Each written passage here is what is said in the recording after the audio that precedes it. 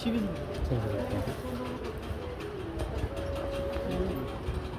और जोड़ेगी फिर गाड़ी फ्री कर दूँगी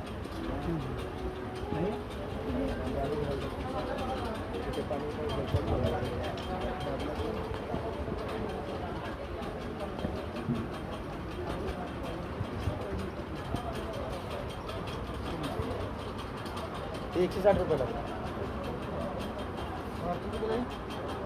70 रुपये